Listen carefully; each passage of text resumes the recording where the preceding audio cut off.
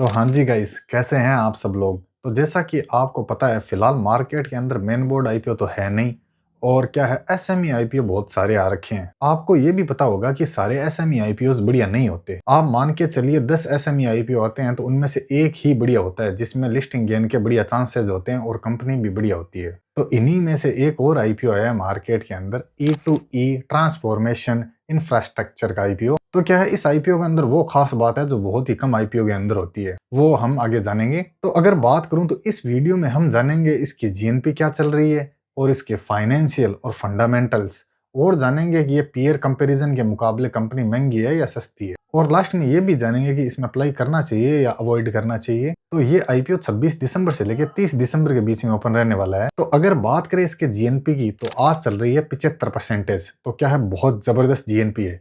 और मैं फिर बता दूं, ये आईपीओ सब्सक्रिप्शन होते होते 100% हो जाएगी इसकी जीएनपी, क्योंकि मैंने श्याम धनी आईपीओ के बारे में भी बोला था कि उसकी भी जीएनपी 100% हो जाएगी। आप देख सकते हो उसकी जीएनपी आज 100% चल रही है। तो क्या है, आईपीओ की डिमांड से ही पता चल जाता है। अब जानते हैं आखिर कंपनी काम क्या करती है। तो कंपनी की स्थापना वैसे हुई थी 2010 के अंदर।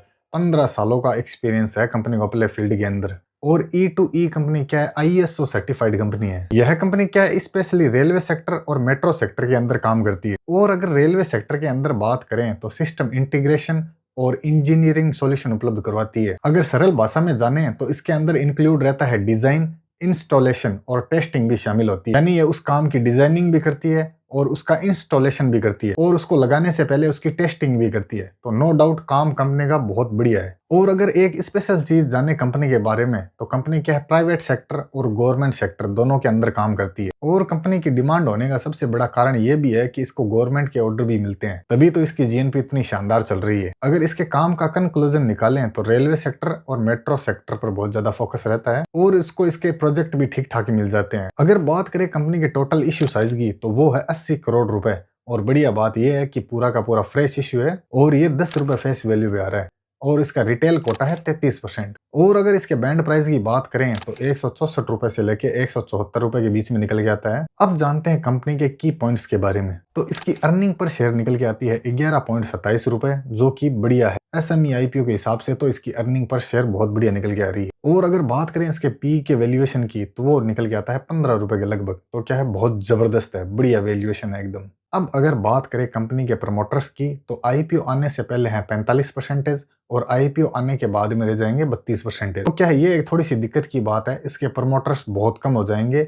मिनिमम क्या है, 51% तो होने ही चाहिए, तभी क्या है आईपीओ के अंदर स्टेबिलिटी बनी रहती है। तो ये एक थोड़ा सा नेगेटिव पॉइंट है, आप ध्यान में लेके चलना है इसको। तो क्या है, इसकी आरओई और आरओसीई दोनों ही 15% से ज्यादा निकल के आती है, तो ये बढ़िया बात है। वैसे बहुत बढ़िया नहीं है, मैं पहले ही बता दूं, लेकिन एसएमई आईपीओज के हिसाब से देखें तो ठीक ठाक है। और इसका डेब्ट टू इक्विटी निकल के आता है 0.57 रुपए, तो अंडर कंट्रोल है, बढ़िया बात है, बहुत ज्यादा उधारी नहीं है कंपनी के ऊपर। और इसका रिटर्न ऑन नेटवर्थ निकल के आता है 12%, तो क्या है, बढ़िया है। और इसके पेट मार्जिन निकल के आते हैं 5.73%। तो क्या है, वैसे देखें तो थोड़ा कम है, लेकिन एसएमई आईपीओज में इतना ही होता है। अगर बात करें इसके पेट मार्जिन की, तो 5.73% निकल के आता है, बहुत ज्यादा बढ़िया तो नहीं है, लेकिन एसएमई आईपीओज के हिसाब से देखें तो ठीक ठाक है। बाकी अगर यही मेन बोर्ड आईपीओ होता ना, तो मिनिमम 10% होना चाहिए, तभी बढ़िया होता है। और अगर बात करें इसके इबिटा मार्जिन की, तो वो निकल के आता है 10% के लगभग, तो क्या है, ये भी बढ़िया है। और सबसे बड़ा ट्विस्ट निकल के आता है प्राइस टू बुक वैल्यू के अंदर, 1.86 रुपए निकल के आता है,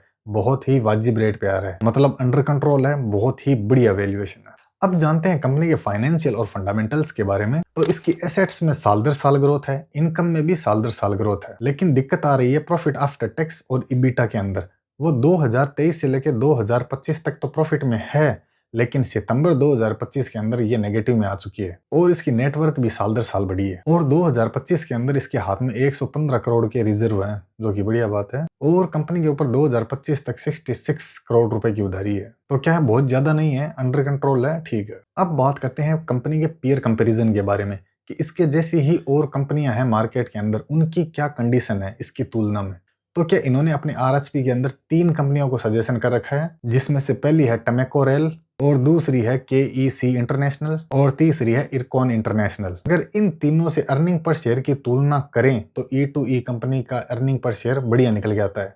₹11 के लगभग। सिर्फ KEC इंटरनेशनल का ही अर्निंग पर शेयर थोड़ा सा ज्यादा है इस कंपनी से, बाकी E2E कंपनी का बढ़िया है। तो क्या है, E2E कंपनी का P इन तीनों ही कंपनियों से बढ़िया निकल के आता है, मतलब बढ़िया वैल्यूएशन है। तो अब लास्ट में जाने कि इसमें अप्लाई करना चाहिए या नहीं करना चाहिए। तो सारे फंडामेंटल्स और पीयर कंपैरिजन और इसकी वैल्यूएशन को देख के लगता है कि इसमें अप्लाई जरूर करना चाहिए। बाकी आपको अपना डिसीजन, अपना रिस्क और एनालिसिस लगाकर ही लेना। ये वीडियो ओनली एजुकेशन पर्पज के हिसाब से है, बाकी कंपनी के अंदर कोई भी कमी नहीं है। मेन इस कंपनी के अंदर एक ही नेगेटिव पॉइंट है कि इसके जो प्रॉफिट आफ्टर टैक्स और इबिटा हैं वो सितंबर 2025 के अंदर वापस नेगेटिव में आ चुके हैं। यही एक दिक्कत की बात है, बाकी पूरी की पूरी कंपनी स्टेबल है और इसकी जीएमपी भी बहुत जबरदस्त चल रही है। और तो और ये बाकी कंपनियों की तुलना में इसका इश्यू साइज भी बढ़िया है, 80 करोड़ रुपए, वरना तो बहुत ही छोटा इश्यू साइज आता है, 30 करोड़ 35 करोड़ यही साइज आ रहा है लगभग एसएमई आईपीओज का। तो क्या है, उस हिसाब से देखें तो भी बढ़िया कंपनी है। बाकी अगर आपको हमारी जानकारी पसंद आई है तो आप हमारे चैनल को जरूर सब्सक्राइब कीजिएगा।